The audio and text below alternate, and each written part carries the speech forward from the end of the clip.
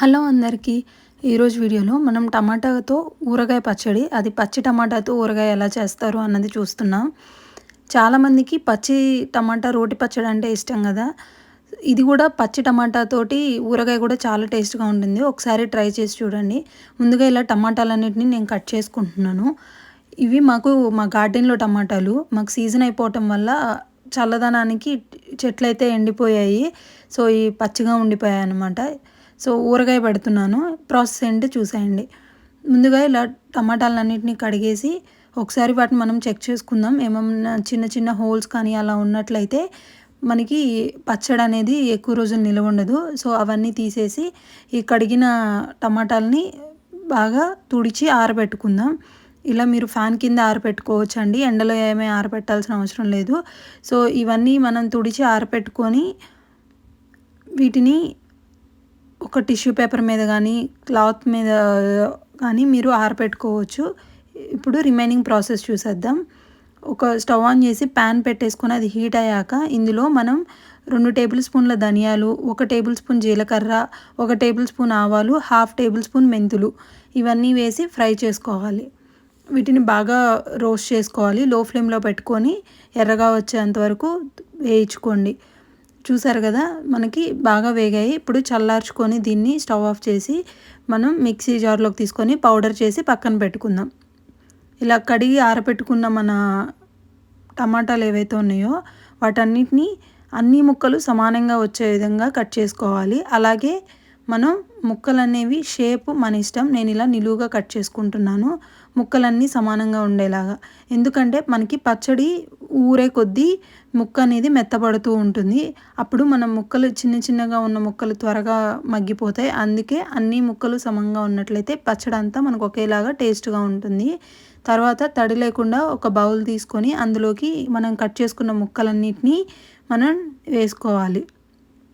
ఈ ముక్కలన్నీ మనం చూసారు కదా, ఇలాగా ముక్కలన్నీ వేసుకున్న తర్వాత ఇందులో మనం ఆల్రెడీ తొక్క తీసి పెట్టుకున్న వెల్లుల్లి రెబ్బలు, ఇవి నేను ఒక 2 మీడియం సైజు వెల్లుల్లిని తొక్క తీసుకున్నానండి.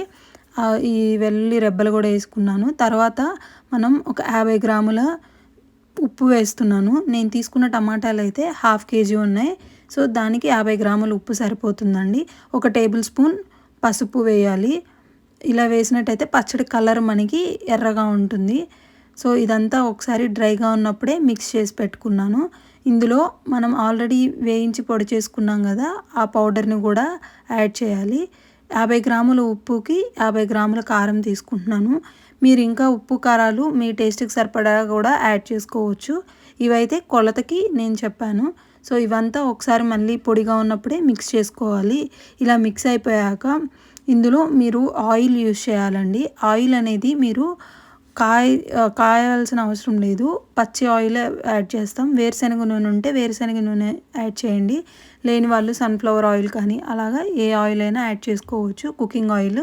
సో ఇప్పుడు నేను దీనికి ఒక 50 గ్రాముల ఆయిల్ అనేది యాడ్ చేశాను. సో ఇప్పుడు వీటన్నిటిని బాగా కలుపుకోవాలి ముక్కలకు పట్టే విధంగా. ఈ పచ్చడి ఎలా ఉంటుందంటే మన మామిడికాయ ముక్క కనుక ఎలా ఉంటుందో కొంచెం పుల్లగా, ముక్క కొంచెం కరకరలాడుతూ సేమ్ అలాగే ఉంటుందండి టమాటా పచ్చడి కూడా. సో ఇదంతా అయిపోయాక ఒక 3 నుంచి 4 మీడియం సైజు నిమ్మకాయల రసంని కూడా యాడ్ చేయాలి. ఇలా యాడ్ చేసినట్టయితే పచ్చడి గ్రేవీ కూడా వస్తుంది.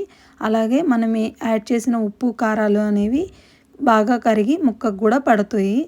సో ఈ పచ్చడిని మనం ఇలాగా అంతా మిక్స్ చేసుకున్న తర్వాత ఒక గ్లాస్ దాంట్లోకి నేను తీసుకుంటున్నాను, జార్లోకి. ఇది మీరు ఇలా గ్లాస్ జార్లోకి తడి లేకుండా చూసుకొని ట్రాన్స్ఫర్ చేసుకున్న తర్వాత ఒక 2 రోజులు బయటే ఉంచండి. ఇలా ఉంచడం వల్ల ఏంటంటే మన ఉప్పు అనేది కరుగుతుంది. అలాగే ఈ టమాటాల్లో నుంచి నీరు కూడా వస్తుందండి. పచ్చి టమాటాలు కదా, వాటిలో నుంచి నీరు కూడా వస్తుంది. ఇదంతా మీరు ఒకసారి కలుపుకున్న తర్వాత 2 రోజుల తర్వాత మళ్ళీ ఫ్రిడ్జ్లో పెట్టుకోవచ్చు. ఇలా ఫ్రిడ్జ్లో పెట్టుకున్నట్టయితే మనకి 3 నుంచి 4 నెలలు ఉంటుంది. ఇది రైస్లోకైనా లేదంటే మనకి టిఫిన్స్లోకైనా బాగానే ఉంటుంది. ఒకసారి మీరు కూడా ట్రై చేసి ఎలా వచ్చిందో కమెంట్ చేయండి.